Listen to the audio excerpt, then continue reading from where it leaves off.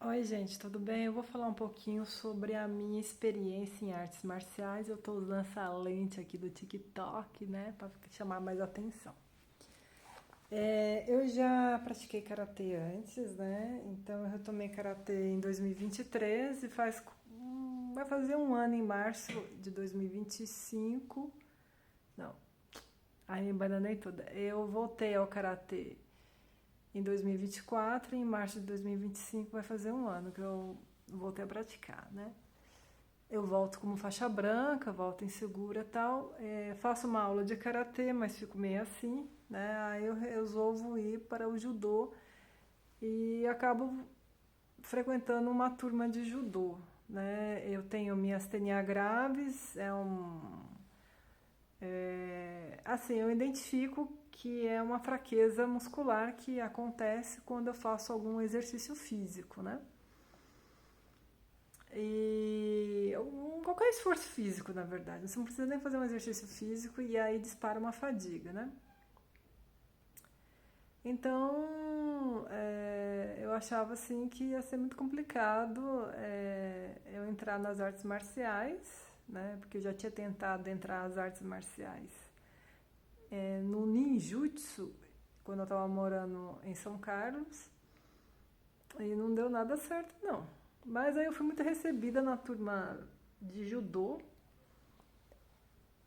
E só que eu não conseguia aprender nenhuma das técnicas de judô. Não conseguia executar por conta da fraqueza muscular, né? Aí eu falava com o meu professor, né? E o judô inclusivo, né? Você conhece o judô inclusivo? Aí ele me respondia: judô inclusivo é uma redundância, Letícia, porque o judô é inclusivo.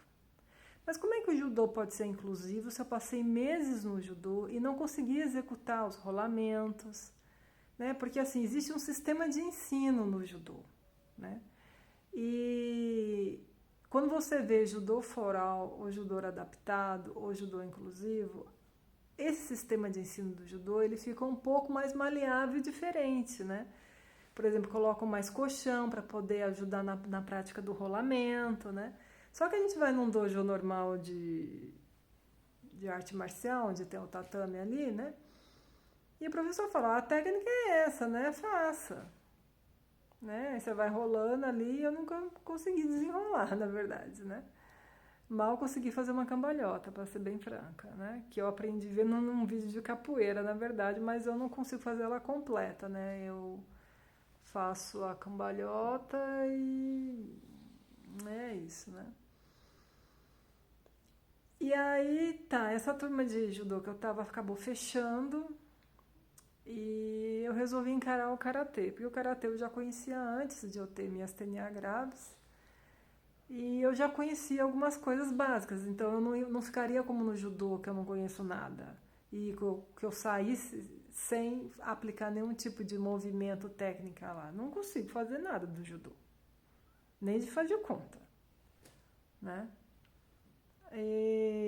No karatê tem katas, eu já sabia alguns katas, né? Então o kata é diferente de luta, né? Isso já diz o Funakoshi, que é o fundador do karatê Shotokan, que eu pratico e praticava, né?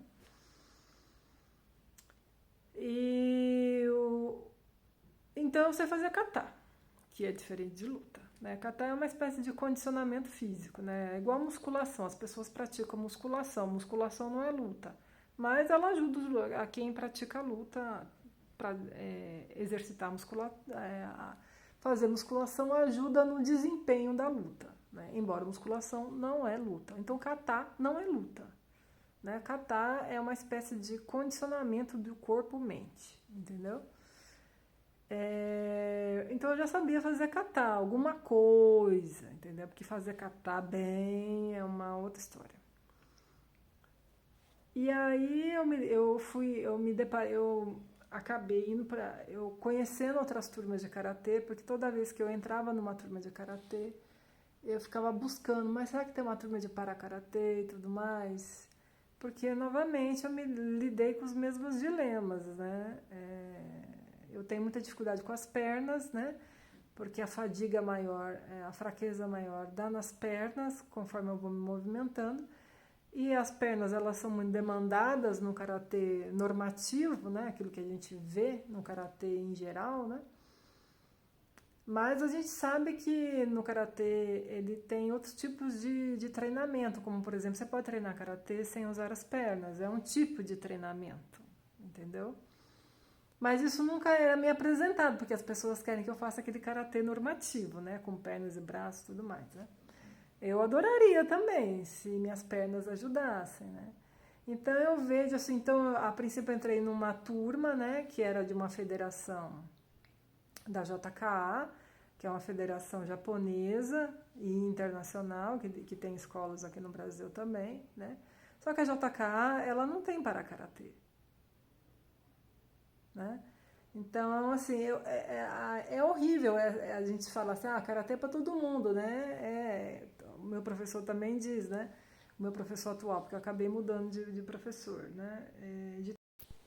Acabei mudando de turma, né? Mas, enfim, existe um princípio que diz que karatê é para todo mundo, né? Só que como que ele é para todo mundo, por exemplo, pensando na JKA, que é uma federação importante, internacional, se você nunca vai ver no pódio uma pessoa com síndrome de Down, uma pessoa com deficiência física, né? Só é um tipo de corpo e um tipo de mente que a gente vê. Se fugir um pouquinho daquilo ali, você não vai ver na JKA. Agora, existe uma organização internacional de karatê também, porque existem várias federações internacionais, né? Que é ligada à COI, né, das Olimpíadas, e ela tem para karatê. Então aí você consegue ver realmente no pódio uma pessoa com síndrome de Down, uma pessoa com outro tipo físico, pessoas com deficiência visual fazendo karatê, né?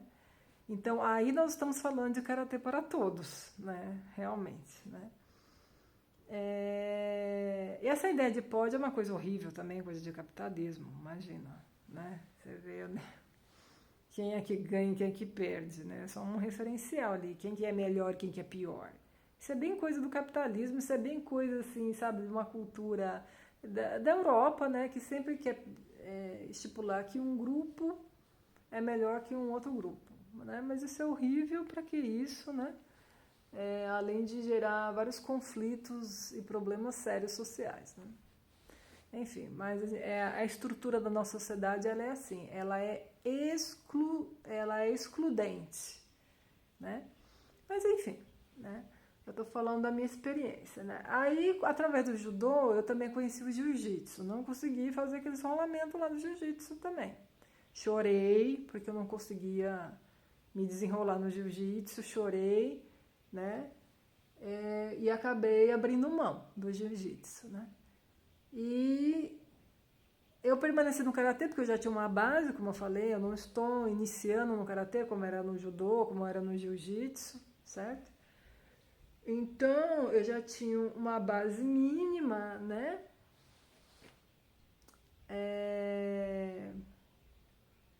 O que fez o karatê ser aparentemente mais acessível para mim nesse aspecto, né?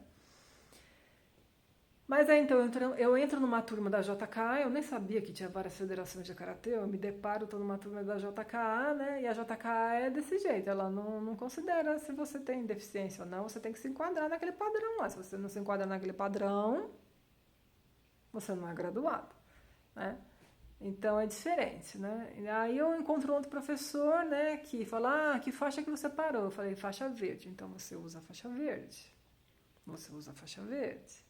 Certo? E aí eu fico mais animada com isso, mas aí o que aconteceu? Eu chorei em um treino desse professor, né? Chorei porque eu não estava conseguindo me movimentar. Isso já acontecia em outras aulas de karatê, eventualmente isso já aconteceu, mas eu não consegui segurar a onda e acabei chorando mesmo num treino de karatê porque eu não consigo fazer esse karatê normativo, né? Eu já falei várias vezes, né, da possibilidade de um karatê inclusivo, né? Mas eles falam assim, mas karatê inclusivo, karatê é para todos, né? Mas que karatê para todos é esse que eu não consigo acompanhar? Né? Onde eu tenho que me enquadrar, se eu não me enquadrar, então se a pessoa não se enquadra, então não é para todos, né? Mas era isso que eu gostaria de compartilhar.